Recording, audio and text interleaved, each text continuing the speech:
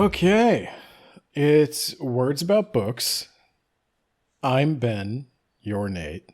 And today we're talking about a cozy, low-stakes fantasy book by Travis Baldree, featuring an orc named Viv, her lady love interest, a small business struggling in a fantasy setting, and a lot of ways in which that business comes to thrive against all odds. Do you know which book we're talking about, Nate? Yeah, Ben. Obviously. Do you know which book we're talking about? Well, you got a 50-50 shot. Yeah, but I know we already talked about the other book. What if I give you one more clue? Or maybe What if I 2 tell years you ago. there's a strong, silent male character who Grunts a lot? he grunts a lot and he's also in carpentry? What if I tell you there's also a genius baker? Yeah. And what if I tell you this one's about a bookshop? Okay, there you go. There's the difference. There's the difference. We are, of course, talking about Bookshops and Bonedust by Travis Baldree. And did you listen to the audiobook? Yeah. I did not. I read it. But everybody tells me his audiobooks are great. Yeah, because that's his main thing, or it was, right? He was an audiobook narrator for other people's books long before he wrote his own books. He also developed Torchlight 2 or something. I don't know what that is, and I'm not looking it up, and you can't make me. It was something made by the team that was Blizzard North, the people who made Diablo 2. They quit Blizzard and made another action RPG, and I think he was a part of that. And presumably didn't commit sex crimes. Got it. Get this one out of the way right off the bat. I like the book. It You're was solid. What if you had never read Legends and Lattes? Yeah, then it would be better. I still think Legends and Lattes does it all better than this one, though. I would agree with that. I think we're in a case here where we're going to be suffering from a bit of sequelitis. This is like, I'm dating myself with all my movie references, but this is the Austin Powers 2 of cozy fantasy novels. Yeah. It's the same exact plot. We're going to do the same beats, but maybe a little different. Yeah. So in Legends and Lattes, Viv is an orc who has decided to quit adventuring. She's going to open a coffee shop. And in Bookshops and Bonedust, it's a prequel. Viv is currently a mercenary. She gets injured. Yeah. She winds up in a sleepy little town to recuperate, while the rest of the mercenary band goes off to hunt the necromancer, not unlike Gandalf. And Viv is stuck there with absolutely nothing to do until she stumbles across this weird bookshop. Also, you forgot to mention this was voted on by the patrons, Ben. And if you want to get in on that hot voting action, you can go to patreon.com/WABpod. Anyway, continue. I don't know why you got so aggressive about that. Oh, I'm also recording in mono, so you're just going to have to deal with it, Ben. I think that just means you have to boost my shit. I already more. have to boost your shit. Yeah, well, you're going to have to boost it even harder, Ben. Anyway. Oh, God, this is going to be such a pain in the ass. Okay. It's probably going to be fine. You can probably boost all the audio. I already do. Well, You're then so boost quiet. it harder. For 2 years, I've been telling you to get a better mic. Yeah, but because we don't have that patron money rolling in, go to patreon.com/WABpod, chip in, help Nate buy a new mic. Remember, if you subscribe to the tier that doesn't exist yet for $26,000 a month, this could just be our job. That's not a totally ridiculous, unreasonable number. That'd be a raise for me, I guess, yeah. It'd be a big raise, actually. Yeah, even split 2 ways. Hell, we could hire an editor and I wouldn't have to worry about which mic you use. There you go. Yeah, no, I've been bothering you for what, 2 years to get a better mic, 5 years to get a better computer? Patreon.com/WABpod. Are you still using that laptop that the screen's fallen off of? It hasn't fallen off. I just can't open it because I fear it will fall off, Ben. It's difference. Mm-hmm. Patreon.com. You're a doctor. And don't forget to buy like 200 copies of Edenverse. It's only $1 a piece. If you and all your friends... Look, get, like, you know how back in the day, like, philosophers were just paid by a wealthy patron? You're literally like, the wealthy someone patron. do that. You're literally the profession that is synonymous with I'm wealth. not that wealthy, okay? I don't have enough wealth to just support a random podcast, but maybe one of our listeners has a friend who does. Okay, well, here's hoping. Anyway, Bookshops and Bonedust. So Viv finds a bookshop. Yeah. It's terrible. She got the shit ruined out of her leg, by the way. Did we mention that? I did. I mentioned she was injured. Yeah, but you didn't specify it was her leg. I didn't specify it was her leg.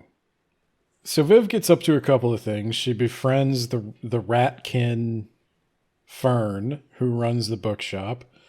Fern has a pet Griffet, or Griffet, if you're of the French persuasion. And Griffet, a Griffet is like a pug Albert Griffin that's the size of a terrier. Yeah. That's cute. Named Pot Roast, right? It's named Pot Roast. Yeah. We needed a mascot, Ben. We needed something we could sell plushies of, and this fits the bill. Yeah. I didn't like Griffet. This is going to be a weird one for me. Wow. Is that because you have no soul and possibly are a terrible person? I do watch videos about cave diving accidents. How were you born, while Ben? I eat dinner. I need to know. Were you born like all the rest of us from like a human mother, or like were you just taken as like an elf and then corrupted somehow? Did you like Griffith, or is that what you're coming at me for? Not particular, but I am gonna come at you. So I liked this book more than you did. Yeah. Let me look and see. Did I give it 3 stars or did I give it 4 stars? You gave it 4 the last I checked. Okay. You change your reviews every other day, so I don't know. Hey, that's not true. It's every other month. Let's see. Yeah, I gave it 4 stars. So, I don't know. Like, we'll get deep into the summary. There's not really like a lot of plot going on, and the main issue here is going to be, it's going to sound a lot like our Legends and Lattes episode because, except slightly worse. That's my biggest gripe is because if you read this as a prequel, like you're supposed to, you read it after the first one. One of the central conflicts is Viv going to give up the life and settle down with this baker? And the answer is no. We already know that she's not. Travis Baldree mentioned at the end of this something that has me a little concerned. And that is that, for those who don't know, Legends and Lattes was originally published with an indie, I think. I don't think it was a small... It might have been a small press, but it was an indie book, basically. And it was so virally successful that it got picked up by Tor Publishing on the condition that he write them a second book, which he said would be no problem. He already had one in the works. He mentions having done, like a 10,000 word outline, and that it was going to be some kind of Murder, She Wrote style. Elderly author actually has to solve a real crime type of thing. And then that as he wrote it, it didn't come together. So he wrote another book, and then another book, and then the 4th book he wrote was this one, combining elements of the others. And that concerns me a little bit because I feel like this leans way too heavily on what already worked. I agree. And the trick is, it's not bad. He's still a good writer. Everything about this charming small business, the local politics, the small town feel of the cast of characters, all these people coming together for a common goal. It's sweet. Viv's romance with Mei Lee is sweet, but again, yeah, it's like you said, it can't go anywhere. So it starts off a lot faster than her relationship with what's the succubus's name? Tandri. Tandri. Yeah, Tandri's a much slower burn romance where... Well, if it helped, I didn't even realize that the baker was into her until they were like all over each other in the bar. You're not great at picking up signals. Yeah, you know what? That's on you. Don't care. I don't even care, Ben. Okay, that's on you, because that was like explicit. Like, she winks at Viv blushes and doesn't know why she's blushing. Like, why did that make me feel so weird? Not... No, there were definitely signals. The bookshop, like, I like bar rescue, right? Yeah, Ben, I sure do. You've got like 3 hobbies, and one of it is bar rescue. I've got more than 3 hobbies, but... Nah, I don't know about that. I was just painting miniatures, not 10 minutes Probably for ago. D&D, where you play a guy who is from bar rescue. So it's all tying together, okay? It's like degrees of separation with Kevin Bacon, except for you, it's bar rescue. I do play a bar rescue paladin. Yeah, you do. No, the DM was actually trying to convince me to... He's like, why don't you switch gods? Because I worship like a nature god. He's like, why don't you switch deities so that you're like the god of commerce or something that makes sense? And I was like, no. Because once I've fixed every bar in Waterdeep, I'm burning this place to the ground and planting a forest. If this campaign goes to level 20, it's the ultimate betrayal. Wow. Yeah, I was just ingratiating myself with the community so that I can burn it all down and plant a forest chaotic good. And Sounds good is what I evil decided is. to me. No, Yeah. it's good. It's good from the perspective of a forest. So I'm you are taking it James back. Holden. is I'm what you're taking telling it me. back. You are James Holden. They cut down You're trees like, to "This build is Waterdeep, righteous. I assume. I'm the righteous one. I'm committing a war crime. It's not a war crime. They weren't at war. It's just a crime. You're right. You're committing crimes against whatever version of humanity you get. It's even worse than a war crime, Ben. Well, they committed tree crimes. No one cares about trees, Ben. I care about trees. Yeah. And that's no the one surprise cares. Go live in the twist. forest, asshole. I'm going to. And it's going to Good. be the forest where Waterdeep's burnt carcass is. Yeah, after you murder all the people. I won't murder them. They can flee. Yeah, exactly. So Well, I'm not gonna chase so 'em. you're chaotic evil. Gotcha. I'm not chaotic So- evil. Anyway. So yeah, you're chaotic evil bar rescue guy. What's bar rescue have to do with this? I Oh. don't know why you brought that up, Yeah, other than yeah, the fact yeah. that it's like the one of 3 things that is your entire being.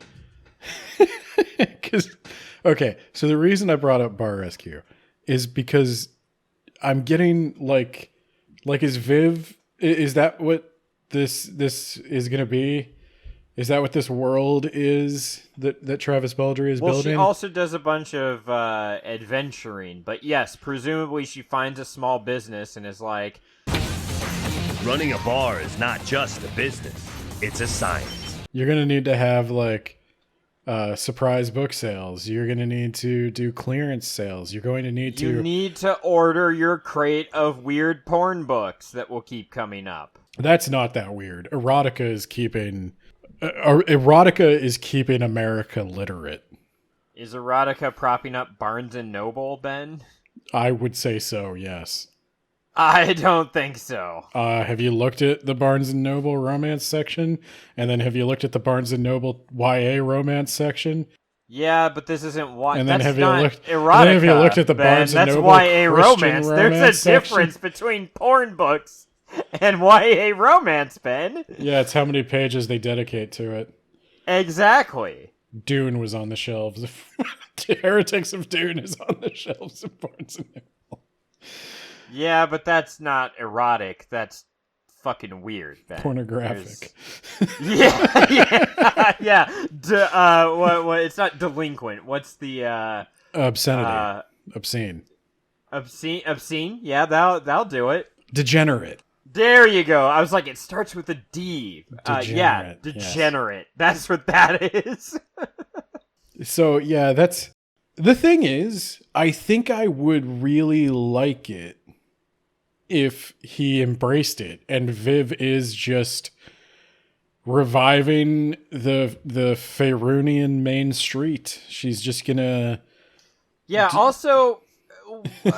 where are all the humans, Ben? Where are all the humans?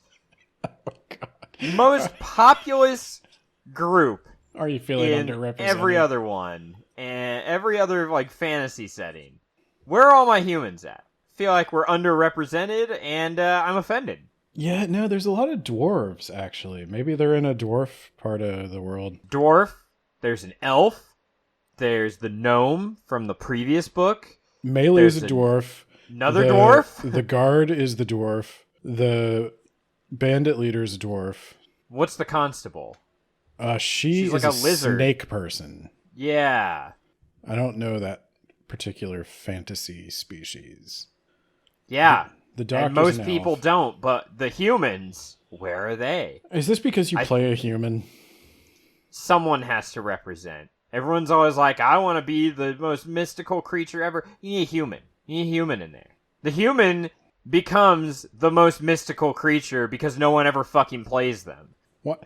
I'm already a human 24/7. Yeah. And you can play a much better human instead. This time I can play a good-looking human. That didn't bother me at all. I didn't even think about it. I did think it was strange that she knows 2 ratkin. Yeah. And that those creatures aren't hunted down and chased away to prevent the plague. I did think it was interesting that, like, I don't know, I guess people embrace the skeleton man pretty quickly. There's a lot of monster Yeah, races. they needed more of him.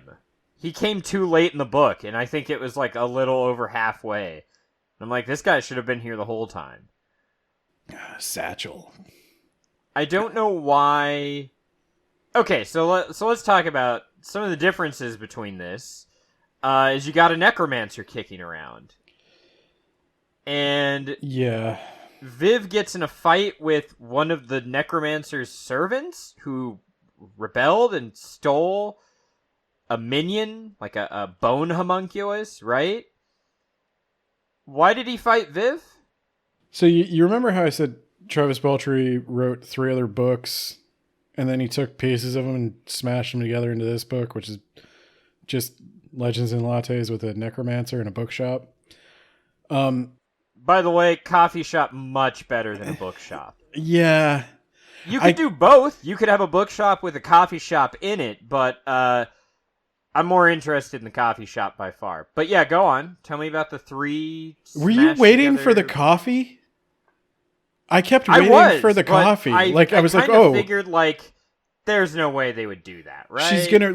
She's gonna run into. So like this was my thing. They have all the ingredients of the Barnes and Noble cafe right there. She's got a baker who's her girlfriend, so she's maybe gonna get a discount, and then you get. You go to the town square to go shopping for like furniture, and I swear she was going to run into like some gnomes who had a coffee machine, and they were going to be like, "That's how she gets the and then for coffee." They get a little cafe, but I guess that would undermine the coffee shop. But also, it's weird that Viv so there's one nod to Legends. I'm skipping the necromancer stuff because I'm sorry, I'm so like John Taffer focused on the business here. You poured $16,000 worth of liquor gave away $7,500 worth. Oh my God. Like, you know how in Legends and Lattes, Viv can't draw a good sign, and she needs Tandria, is that her name, to do that? So they have a little nod where like Viv can't draw a sign, but like Viv's coming up with like golden ideas right and left for how to like revitalize this bookshop, despite never having like read a book in her life or knowing anything about the culture of like fiction reading or the model of a bookshop. Like, she comes up with the surprise wrapped book thing that all the local bookshops around me do. Oh, do they do that? Because that sounds awful. I don't want to be surprised with books. Please don't ever buy me a book for any reason.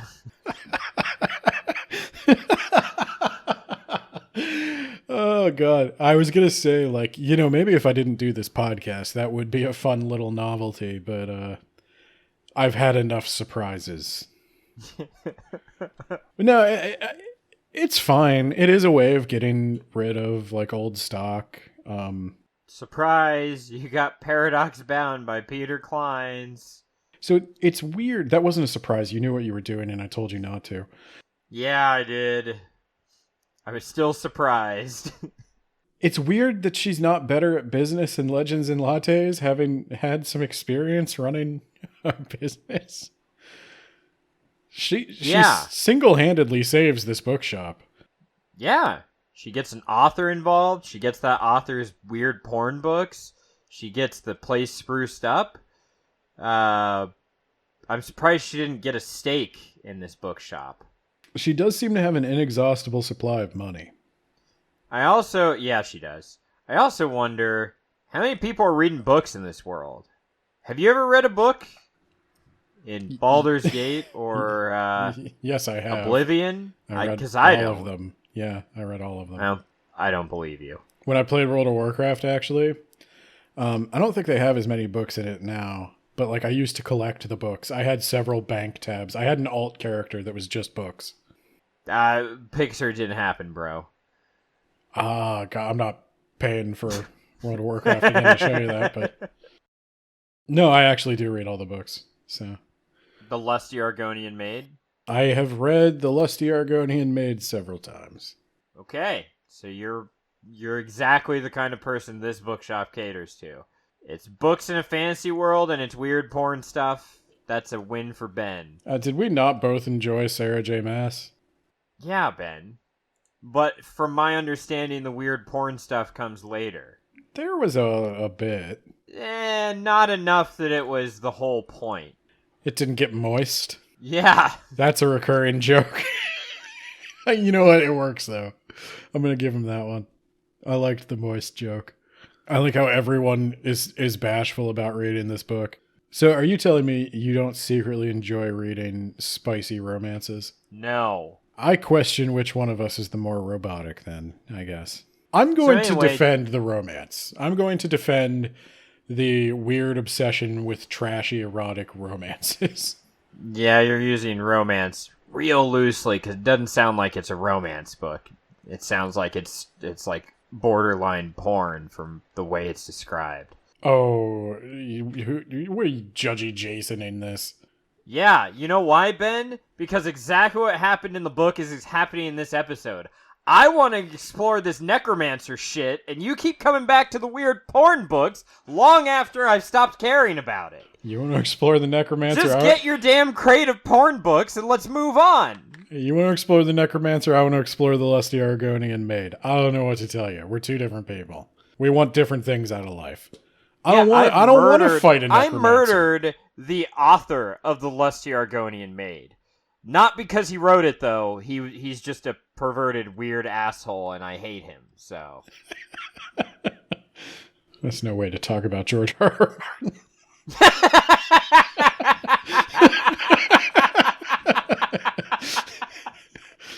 Nate's been running around in a turtle pinned newsboy cap, hoping nobody notices he's not the real George R. R. Martin. We need a Morrowind mod to put George R. R. Martin into the game. Okay, tell me about the necromancer. since you love her so much. Also, what did you, before we do that, I guess, what did you think of the romance with the baker, Ben? I know what he was going for, and much like the Griffith, it felt forced and off-putting. Yeah, I couldn't care about it because I know that she's getting together with Tandri, which I think is a much better love interest anyway. I knew as soon as...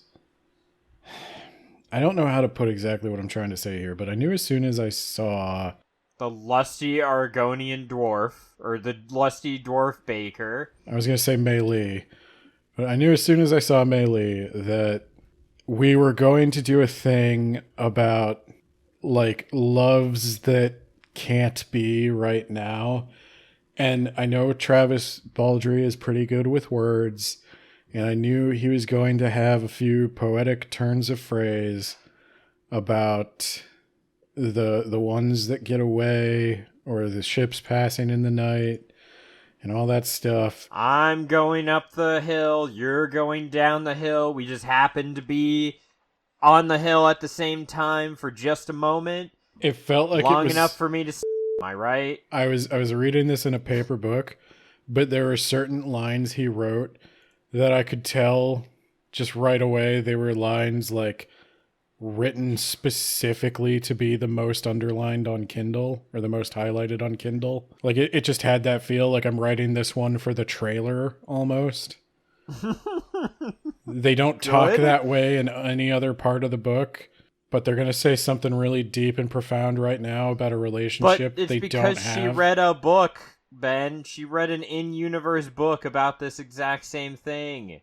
The problem with Mei Li is they go on a handful of dates, and every date is just a conversation about how it's not going to work, that she's not staying there. It's not going to last long term, but like maybe it will, but you know that it won't, because I guess what I didn't get was Mei Li's like they're basically having the camp romance, like the summer vacation romance, but they're both adult women.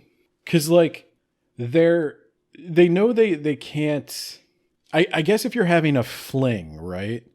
I expect it to be, if not like sexy, then passionate.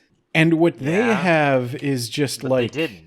First date, second date, third date, bye. Yeah, guys, this is the honeymoon phase, and you're not going to be around each other for much longer, so you got to just slam nonstop, dog. Well, and that's why I was saying, like, I don't think it needs to be like that, but like they don't even kiss. Like no, she kisses Viv on the corner of the mouth, a thing that I wrote down because I was like, what? Is that a thing people do? They kiss each other on the corners of the mouth? They do have like one kiss, but it's so like, I didn't really even, they're attracted to each other. Certainly. They're attracted to each other. Yeah, but they're not passionately slamming.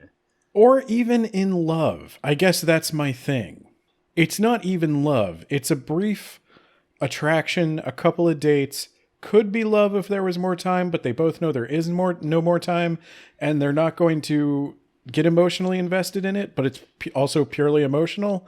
I didn't quite get it. Yeah, just have a few one-night stands, dog. That's the direction I would have thought it would go. I'm reluctant to say that's the direction it should have gone, because, like, I don't know, different people have different experiences. Viv never really... You're a guy who likes weird porn books. Let's get that going, man. Well, Viv doesn't really strike me as that kind of person. She's very shy about that sort of thing. Yeah, and this could be the story of her being not so shy, learning to take command in the bedroom. Am I right? Well, it does kind of go with the place Viv's at in her life right now. Because that's another thing. Like, Viv is supposed to be reckless, living on the edge, doesn't care if she dies in the next battle. Doesn't care if she gets a venereal disease from all the random strangers she's gonna be hitting and quitting. Am I right? She could be the D&D character. I hit on the bartender. Please don't make me flirt with you. Too late. It's already happening. Oh, I look my players dead in the eye and flirt. I bet you do. No, you started this. I'll finish it. The proper response is I already finished, and then you wink. No, it's always some big beardy dude who thinks he's being cute. And then I tell him he's cute. And then it's not cute anymore. Roll for venereal disease. Roll on the disease table. No, the relationship with Mei Lee, it's the relationship with Tandri, but worse. The relationship with Fern, I genuinely like. I don't know if there's anything like that in Legends and Lattes. It's more of a pure friendship relationship. I actually like the relationship with the gnome. I think that was a good expansion of what they already had. Yeah. I thought, who's the orc guy that pulls the wagon? He's an orc. I thought he was a dwarf. No, wait, you're right. No, he's an orc. He's the equivalent of the hobgoblin or whatever from the first one. He gets really into poetry. And porn books. No, just the poetry for him. Yeah. The doctor's into porn books. Yeah. He's a doctor, Ben. He saves lives, probably. He probably does. Yeah. But yeah, I don't know. Mei Lee, yeah, that felt really flat for me. There was just so much of this that felt like you wrote the emotional one-liner that everybody was going to highlight, and then you went back and wrote a character to say it. There were a couple of times I got that vibe where it's like I saw a scene before I saw a character, or maybe I'm taking a character from another book that I was scrambling to cobble together into something before the publisher got mad at me. I don't want to be too hard on him because, again, I really like this book, but it's just I liked it the first time I read it when it was called Legends and Lattes. Yeah, that's kind of how I feel about it too. Like, I liked the book, but I liked it better when it was Legends and Lattes. It was better when it was Legends and Lattes. So the Necromancer, that's new. Yeah. Talk about that. Yeah, so tell me, like, okay, so there's a dangerous man who enters the shop. He hides something in there. We'll find that out in a moment, but Viv... You sent me a meme just now. When I was talking, you just sent me a meme. So you weren't listening to me. While ago. You weren't listening to me. That was 7 minutes ago. And it's the meme. Wolverine's sitting on a bed stroking a picture frame. And it says Viv. And then the picture frame is labeled that random dwarf baker. So, okay, insert the clip of him saying morph. They brought back the cartoon. That's relevant again. Morph is canon. Everybody applaud. There's so much in the headlines right now about X-Men going woke. You know what? Morph. He's back. He's relevant. Let's justice for Morph. Come on. Didn't he die? Speaking of bringing things back from the dead, there's a necromancer. So tell me about this guy, because he hides something in the shop. He gets into a little fight with Pot Roast. He leaves. Viv follows him and is like, "The fuck is wrong with you?" And he's like, "Oh, it was just a mistake." And then she's like, "Wait a minute. You smell like..." And then suddenly he's like, "Fuck no." And he sticks his hand in his robes to get a weapon. And they have a fight. He fucking blasts her. The gnome shows up. They all start fighting and fighting and fighting. And, why did he fight them, Ben? I'm gonna be honest with you. I kind of forgot he was in the book. Yeah, okay. So he hides the book that the necromancer has in the bookshop. And then they're all put in prison. He uses the homunculus at night to knock out the guards and break him out of jail. And then he dies. And that's the end of him. And I never understood why he fought Viv if they're on the same side. He also is against the necromancer. Yeah. Oh, boy. I don't... you might be talking me down a couple of points here. Yeah, no, he's a weird guy she keeps seeing, like, in crowds and stuff, and He's just got this aura of danger about him. Like, she recognizes a look of Yeah, I'll sum this up. One of the necromancer's followers steals a homunculus servant, and he steals a book of portals. The portals go to her stash of magical artifacts, and he flees to this town. He's trying to hide from her. He thinks he's going to hide the book in a bookshop, needle in a haystack type situation. But Viv can smell necromancer on people. She smells this guy a mile away, fights, winds up in prison. He escapes. Viv's trying to track him down. They eventually track down his dead, deceased body, get their hands on the portal, get their hands on the homunculus. The homunculus is cool. He teams up with them. And then that guy is forgotten entirely. We never find out what he was up to, who he was, why he stole the book, what his end game was. Why he attacked Viv. Yeah. He's gone. He's gone, he's dead, and we're moving on because now we have a cool bone homunculus named Satchel, and he's cool, and so we're gonna hang out with him. In D&D fashion, the players forgot to investigate that one. There was no other way to get the homunculus and the book into the show. He's purely just a vehicle to get the homunculus and the book into the story. I think that's the thing that makes this feel a little worse than Legends and Lattes. Like, in Legends and Lattes, everything plays together well. The conflict is centered around... Except for the very end, when the organized crime just gets to go on organized criming. Yeah, that was... I hand-waved that away, but like at least the organized crime had something to do with her opening a business. For sure. It was there were only like very minor gripes that I had about that I was like, he could always fix it if he did it again. Whereas the necromancer has nothing to do with the bookshop. Yeah. So there's just also a necromancer to show up at the end. The same way the organized crime showed up at the end. It really is just like beat for beat Legends and Lattes, but not as well connected and not as well thought through. Yeah. Speaking of things that aren't well thought through. So Viv pulls a sword that's cursed from that book, and she starts having dreams of the necromancer talking to her. And the necromancer's like, I know where you are, Viv. I'm coming for you. And Viv is like, now is a good time since we're all done with your porn book here. We got all your books and shit. I'm gonna go hunt some spinebacks. Okay, bye. And she leaves to hunt spinebacks, knowing that a necromancer is going to attack the town soon. Okay, another question for you.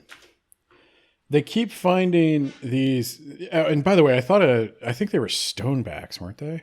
Spinebacks. Spinebacks? Is that what they were called? Either way, I kept wanting to call them razorbacks. Like boars. I kept thinking they were boars. I kept thinking they were like giant quilly porcupine things. Right, because that's what you... yeah, but they were like wolves. Anyway, they keep finding symbols around of basically what looks like the robot devil from Futurama. It's a diamond shape with horns coming out of it. Scars are evil. You will miss... Okay, sorry. Go on. So they go to hunt the razorbacks. They find the razorbacks, or I'm calling them razorbacks, the spinebacks.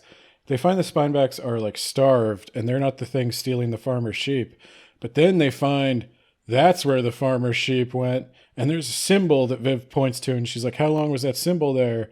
And the farmer doesn't say anything, and like, we're supposed to gather something? I don't know what they did with the sheep. I don't know why the necromancer needed the sheep. Did they build a bigger sheep out of the sheep? Like a la 14 or whatever? The guy that was made out of people? The fold. Yeah. Yeah, I don't... So it was well written, because it was like, okay, yeah, spinebacks are getting sheep, let's go kill them, they're a bunch of idiots. But wait a minute, these spinebacks are like starving. That's weird. And then they're like, oh no, it was the necromancer. And I was like, wow, that's really good, but also, why is the necromancer stealing sheep? Yeah, I don't know.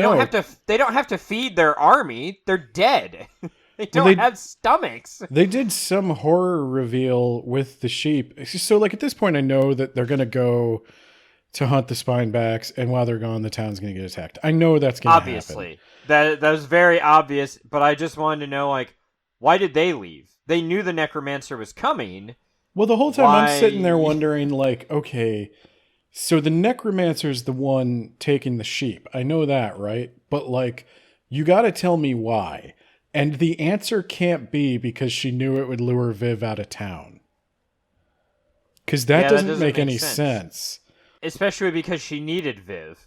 Viv was the one person she needed to be in the town. So instead, they're mutilating sheep because it's funny the way, extraterrestrials do. Yeah. She just goes around to farms and, like, carves a hole in a sheep and is like, that's going to drive them nuts. They're never going to figure out why somebody would do that. And then they leave. Yeah. Turns out the pyramids weren't built by aliens. They were built by this necromancer, Ben.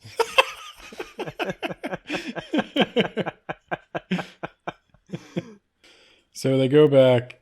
The necromancer is fighting the town. Viv shows up. She's got Viv's friends, and she needs Viv to give her the book. Yada yada. Viv wins. I don't really. They win through the power of the book, Ben. It's all connected after all, because I don't super understand what happened. She gives the book to her, and there's like a dog ear on one of the pages, and she's like, "Ew, what are you doing to my book?" And then out of the book comes the hands of Satchel, who pulls her in. And then Viv slams the book shut and sits on it or something. And I don't know, maybe there's no air on the other side. I don't know. She dies inside that portal. But why can she pull... Okay, so she's already dead though, right?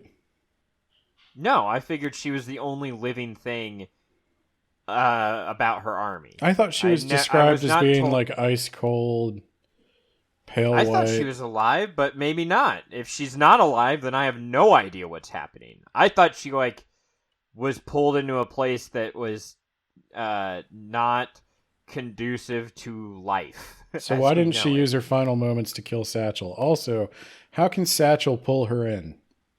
Because he's got arms? I have arms. She has arms. Yeah. I have arms. If it was just my torso, do you think I could pull you in to a book? Well, Ben, did Viv help? I don't remember if she helped. No, she held the book. Okay. In that case... It would have made more sense if Viv was just punching her in the face while she was trying to resist. Well, Satchel rolled a nat 20, and the Necromancer rolled a 4, and she put most of her points into intellect and not into strength. It was a contested strength check, and Satchel won. It was a contested... Yeah, exactly, and Satchel won. Without having legs. Did he not have legs? No, it was just his torso, because Viv only pulls his torso out, right? What the fuck was I reading? I swear he had a full body. No, Viv goes to pull him out, and she only pulls out his arms, head, and torso. Also, we know it's not like instant death because the Griffith jumps in. For a bit. The Griffith jumps in. That's right. She pulls pot roast out. Yeah. I remember that. It takes time because she's struggling to get out, and then she dies. I have no idea what happened there. Because she doesn't die until Viv cuts the book in half. I thought she died before that. Nope. Viv's holding the book shut as she's struggling, and Viv cuts the book in half, and the whole thing goes kapoof. But doesn't she get... doesn't the book stop struggling, and then she pulls out Satchel and pot roast? I don't know. I guess, maybe. But the zombies don't disappear until the book's cut, I don't think. I don't even remember her cutting the book, dude. No, she cuts the book in half. I do remember they destroyed it, but I thought that the zombie... I don't know. I thought they got rid of it after the zombies. So, I have no idea what happened. I don't know what killed him. Okay, how about that? Because I remember the book was still intact when they pulled out Pot Roast and Satchel, but she had stopped trying to get out herself. She had stopped struggling. I'll tell you, I'm the complete opposite of you. I didn't care about the necromancer at all. Well, you're getting me there.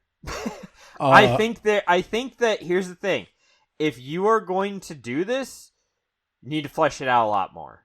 I think there was one book. It feels like there's plot A and there's plot B, and they basically don't intersect, and it's a bit of a problem. So Travis Baldree, he writes the murder mystery book. That doesn't work out. So he writes another book. What are the odds that that was a book about Viv hunting a necromancer with the mercenaries? Then he writes another book. What are the odds that book is about Viv being injured in a town with a bookshop? Or what are the odds he writes another book about like a spicy erotic romance novelist in a fantasy setting? And then for the final attempt, he takes like, okay, I like the necromancer, I like the spicy erotic romance novelist, I like Viv being injured, stir the pot. There you go, Bookshops and Bonedust. I'm pure speculation, but like I said in my blog, you're either here for another book like Legends and Lattes, and it's annoying to see this necromancer story, or you're interested in a new story, and this bookshop business is taking up a lot of page time. You're not wrong.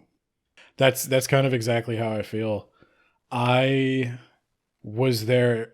Look, I love Bar Rescue.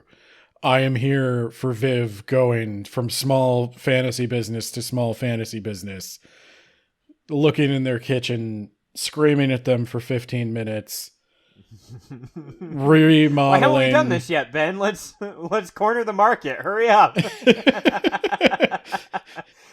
Like remodeling, retraining the staff, and then like we can't do it in a fantasy. How about we do steampunk? Steampunk Bar Rescue. We could do it in a fantasy. All you need is a cocktail plan and like 2 fry baskets. Oh, that's perfect. You could put a few cocktail recipes that are legit at the end of each book. Yeah. We could have a series here. It sells itself. We could fart out a book like yearly. Just a nonstop stream. Travis, if you're listening, you can have this one. I'll give it to you. You just got to put words about books at the front. Because the truth of the matter is, I don't want to write a book a year. It's way easier to just do a podcast where you criticize other people's art. Got him. But, yeah, and that's the thing. That's where I'm at, though, is like, if I hadn't read Legends and Lattes, I pick up Bookshops and Bonedust. I think I would have been really charmed by it. I would have been like, oh, this is a cozy D&D fantasy with a little bit of romance, a little bit of action, a little bit of small business. You know, those are my 3 hobbies, I guess. And I'd have been into it. But I have read Legends and Lattes, and it's better. And I don't know what to do, because do you want a rubric now? I think that might help. Yeah, me. I guess we have to, right? Yeah. Let me open her up. You can find our rubric at blog.wordsaboutbooks.ninja. Getting that in before Nate butchers it. .com. All right. That random dwarf baker. Her name was Mei Lee. I remember Mei Lee. I remember Fern. I remember her name as well. I remember Hylark, the doctor. And and at the end there's an epilogue where Viv gets a letter from the Ratkin, and it sounds like they're going to have a bookshop slash coffee shop. But I don't want to read that book because I don't want to just be this again. I do want to read that book. No necromancer. I don't. All small business. I think that's going to get old. No, not for me. That's incorrect, Ben. You already said that this book did the same things, but worse. No, even it didn't. Without the necromancer. It didn't combine 2 businesses. If book 3 is a franchise. So book 3, right? They've combined businesses, and now they're having little bits of dispute. on who gets to do what and how much, and they have to buy each other out, and it's a big conflict, Ben. Do you know how I play D&D? Do you know what my greatest fantasy of all is? That's why I think you should play Blades in the Dark, Ben. My greatest fantasy of all is that I could meaningfully engage in a capitalist system. I don't want to be Joe Schmo worker trying and failing to start a union. So you know what they should do, Ben? I feel like Viv's story is mostly done, but you could keep Viv around. She could open up a franchise as the first location, and we follow a new character who's like the general manager in charge of getting that store up, and wacky hijinks ensues. And you get cameos from Viv and the other characters, but it's about a new one. I don't dislike Viv, but I feel like her story, like, it came to a satisfying conclusion. I didn't need more. I was like, oh, cool. She got the business. She's got a misfit cast of friends. She got the love interest. She's started her new life. Awesome. I don't need anything more from that. Happily ever after, go off into the sunset. We can get a new character in here. Yeah. I don't know. I'd read more about Viv and her business. Like, I don't think I need a lot of plot from the cozy fantasy story, but I need more focus, I guess. So let's rubric. Let's talk about where we think the problems are, because we're getting into that anyway. All right. Content and ideas, Ben. Solid 3. Yeah, I could see that. I did go with a 4, but I said in my write-up, original is stretching it. I think there are original ideas in there, but the stuff that makes the book work is the stuff that's salvaged from Legends and Lattes. Yeah. I don't think the Necromancer works. That's the new part. Yeah, I can agree with that. I still gave it a 4. But yeah. Organization. I gave that one a 3. Because it has 2 plots, and one is clearly the focus, but it does have to kind of stop plot A to do some plot B stuff here and there and at the end. And it just doesn't... The pacing suffers because of that. No, I agree with the 3. Like, what was the guy's name? Balthazar or whatever? Who? Who was the guy who stole the book? Oh, I don't even remember his name. I think Balthazar might be the guy from Baldur's Gate 3. Yeah, that doesn't sound like his name. I don't even know if he had a name. It started with a B. Bad guy. He had a name. Brunhilde. No. Anyway, yeah, there's stuff you could cut, stuff you could move around, cut. Like, my thing is cut the Necromancer stuff, focus more on melee, but then you're just doing... That didn't work either. Tandri again. Well, it didn't work because, like, I don't know what they're doing. They keep saying they both know what this is, but, like, then every date they go on... We both know what this is. We're going to hold hands, and I'm going to kiss you on the corner of the mouth, and then I'm going to go home and feel sad about it. Yeah, it's like a summer camp romance. I don't know. Again, they need to say, we both know what this is. You're coming back into my bedroom and we're slamming.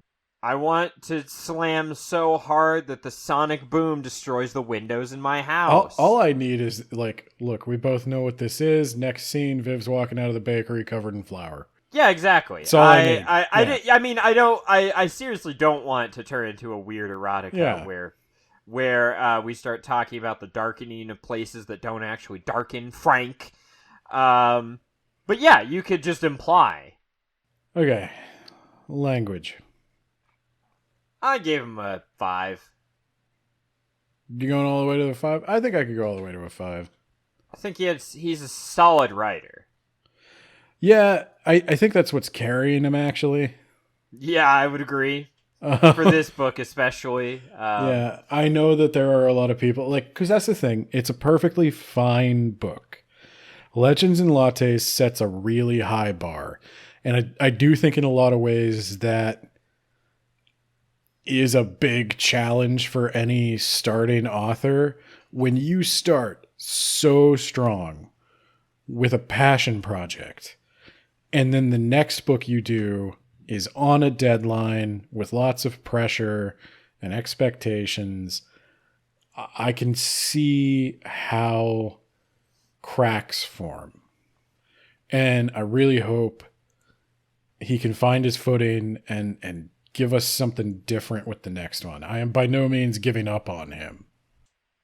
Yeah, no, I'm not giving up on him, but this one was a 4-star, last one was a 5-star. I'm guessing next one's going to be a 3-star if he just continues to do this.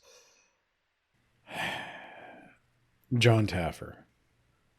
If they can just get a screeching Republican. There you go. Deep Ben into that Shops fantasy. and Bonedust. And What is I have never voted for a Republican in my life. I'll have you know. Not one. I considered McCain briefly. I was pretty sure I wouldn't vote for him, but then his VP was chosen, and I knew for sure. Yeah, that's going back to where are all the humans, Nate.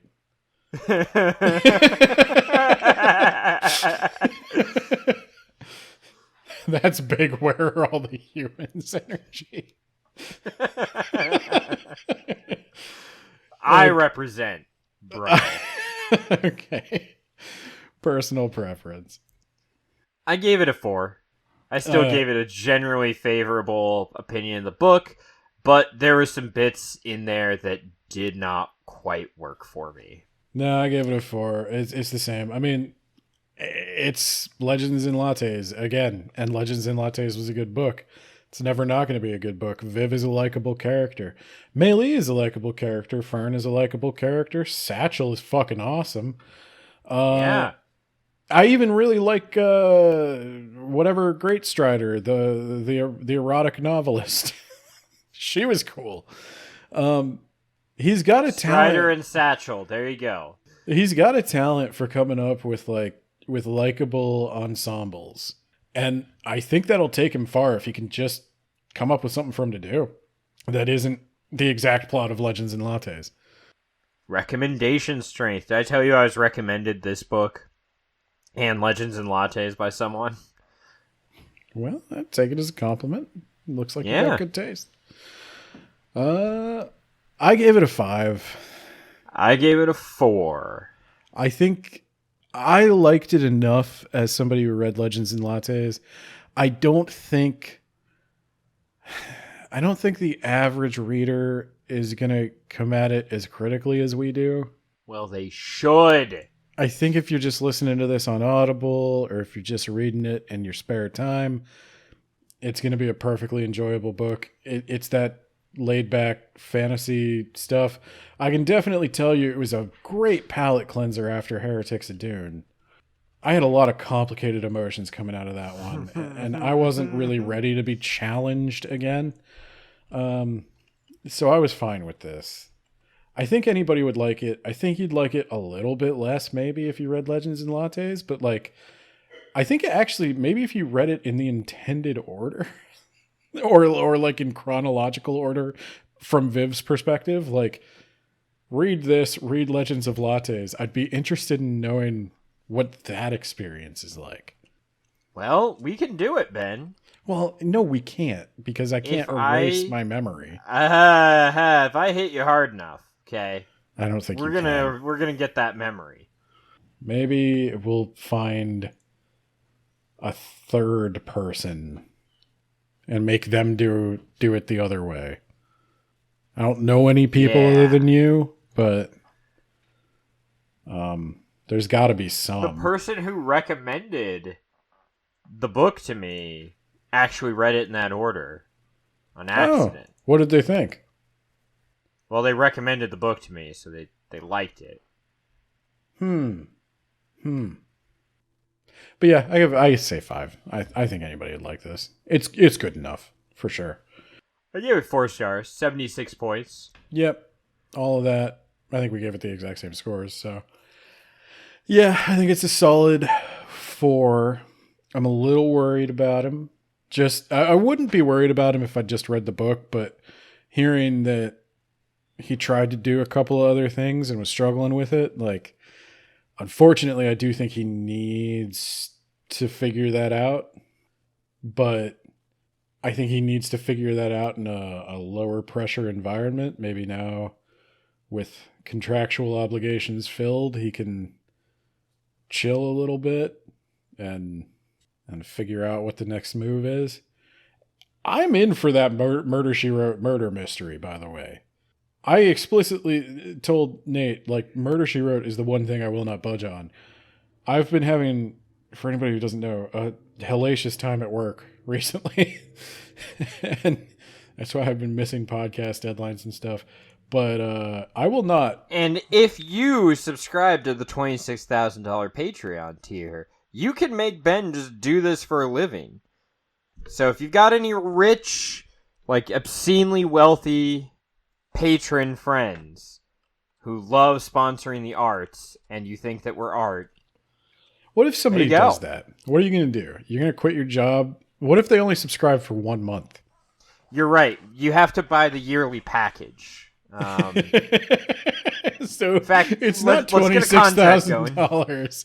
It's actually, oh god, it's actually 670. No, that's not right. No. Yeah, it's 312,000. Yeah, it's $312,000. If you have $312,000, we'll focus solely on words about books for a year. I'll make an episode a day. Yeah, we'll crank out an episode every day. Yeah, for $312,000, I'll make a podcast every day. Well, we'd have to split it 2 ways. What's that divided by 2? No, I'm still in. Yeah, I'll still make a podcast a day. Yeah, yeah. Yeah. But here's a list of people who don't contribute at that level. Isekai Sensei Sama. I'm only saying this because I know he doesn't have that kind of cash. Isekai Sensei Sama, from the That Time I Got Reincarnated in the Same World as an Anime podcast. Jamie, the gravy man of the If You Want the Gravy blog. He's reviewing movies, books, which we're not keen on, cereals, and what else does he review? Bottle caps. He's gonna review my attic because he promised he would live there in exchange for cleaning my house. Thank Christ. It's about time somebody told you what's up with that. We got Spooky Shy with a Y over on TikTok. Check it out. John Bierce, actual author of the Mage Errant series and The Rack, with a new series coming out soon. Recently released a collection of short stories set in the Mage Errant universe called The Gorgon Incident and Other Tales. Who else? Who am I forgetting? I don't think I'm forgetting anybody. That's it. That's a list of people who gave us less money than $156,000 each. So maybe think about stepping up your game, guys.